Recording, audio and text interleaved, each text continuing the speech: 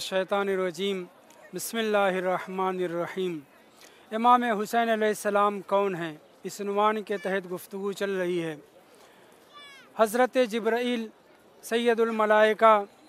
मुतअद्दिद बार रसूल इस्लाम की खिदमत में पहुँचे हैं और आपने इमाम हुसैन अलैहिस्सलाम की शहादत की ख़बर मुख्तलिफ़ अंदाज से दी है। उनमें से एक अंदाज़ काबिल गौर है।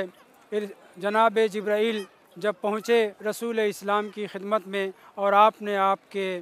नवासे हज़रत इमाम हुसैन अलैहिस्सलाम की शहादत की ख़बर दी है, तो उस वक्त आपने रसूल इस्लाम से ये भी अर्ज़ किया, ऐ अल्लाह के रसूल, अगर आप चाहें तो मैं आपको वो मिट्टी भी दिखला सकता हूँ,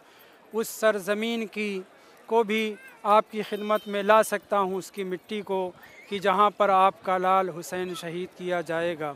और फिर ये कहते ही आपने अपने दाहिने हाथ को, यानी जनाब जिब्राईल ने अपने दाहिने हाथ को बुलंद किया।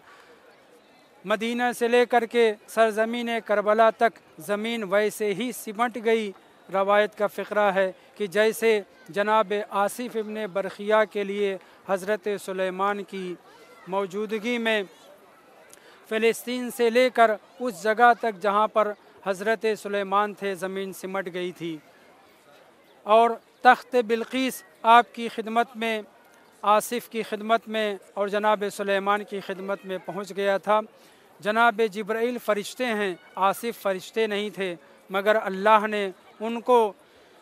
एक ऐसा पावर, एक ऐसा इल्म दे रखा था जिसकी बुनियाद पर आपने चश्मे ज़दन से पहले ही तख्त बिल्कीस को जनाब सुलेमान के सामने हाजिर कर दिया। यहाँ पर जनाब जिब्राईल अमीन हैं, सैयदुल मलाइका हैं। जैसे ही रसूल इस्लाम ने ये इजहार किया कि हाँ हाँ मैं अपने लाल की शहादत गाह की मिट्टी को देखना चाहता हूँ, जनाब जिब्राईल बज़्म रिसालत में हैं, वहीं से उन्होंने अपने हाथ को बढ़ाया। ज़मीन करबला से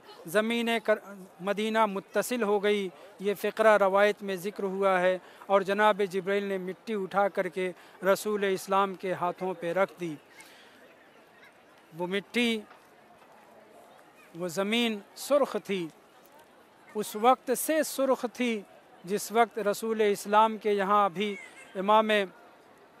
अमीरुल मोमिनीन अली अलैहिस्सलातु वस्सलाम के यहाँ भी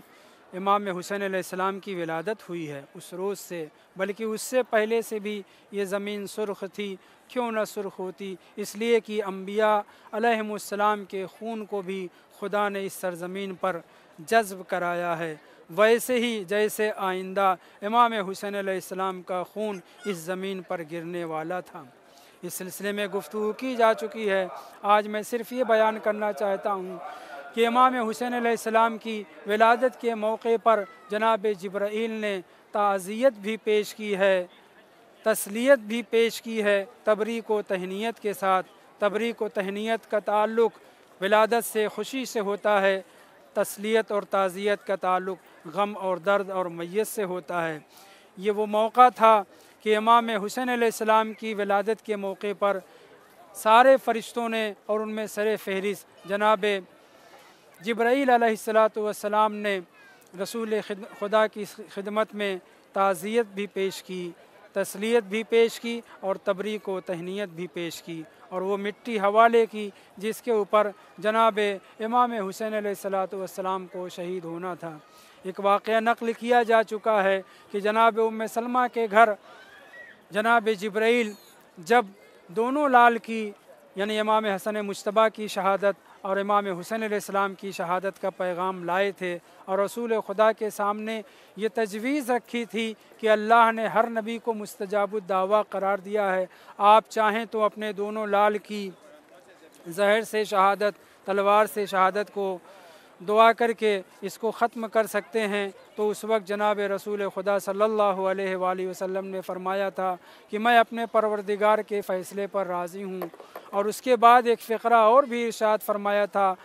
वल्लाहु यक़ज़ी फ़ी वलदैया मा यशाओ, خدا کو حق حاصل ہے کہ میرے دونوں لال کے حق میں جو بھی چاہے فیصلہ لے۔ اس سے یہ پتہ چلتا ہے کہ اس سے پہلے جو جبرائیل نے یہ خبر دی تھی کہ اللہ نے حکم صادر فرمایا ہے کہ آپ کے دونوں لال شہید ہو جائیں، وہ حکم حتمی نہیں تھا۔ اسی لیے پیغمبر اسلام نے یہاں پر یقظی کا لفظ استعمال کیا ہے کہ خداوند متعال کے لیے میں اپنی رضایت دیتا ہوں، خدا چاہے تو میرے بیٹوں کے سلسلے میں جو چاہے فیصلہ کر سکتا ہے۔ یہاں پر پیغمبر یقظی کا لفظ استعمال کرتے ہیں، یقظی قضا سے ہے، یعنی حتمی فیصلے کی بات ہو رہی ہے کہ اگرچہ خدا نے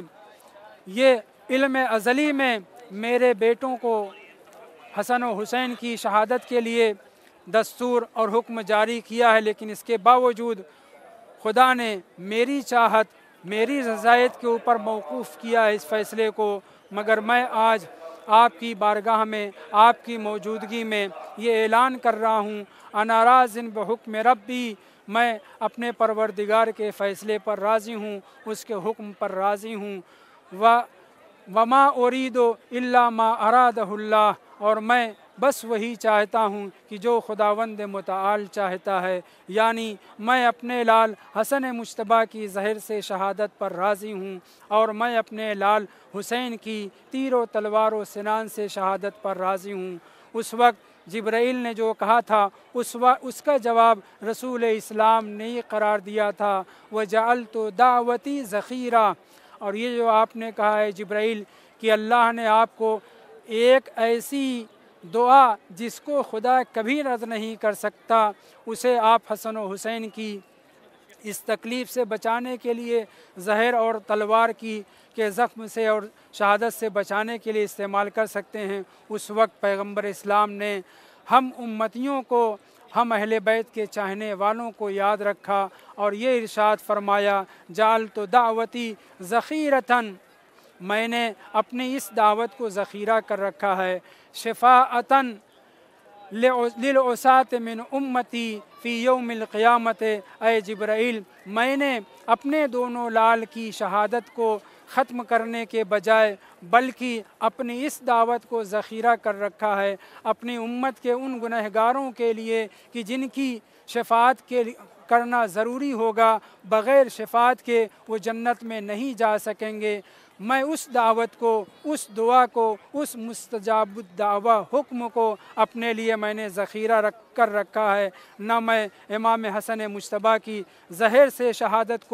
کے لیے مانع ہو سکتا ہوں، نہ اپنے لال حسین کی تیر و تلوار سے شہادت کے مانع ہو سکتا ہوں، بلکہ میں اپنی اس دعوت کو اپنی امت کے گنہگاروں کے لیے ذخیرہ کر رکھ رہا ہوں۔ وصلی اللہ علی محمد۔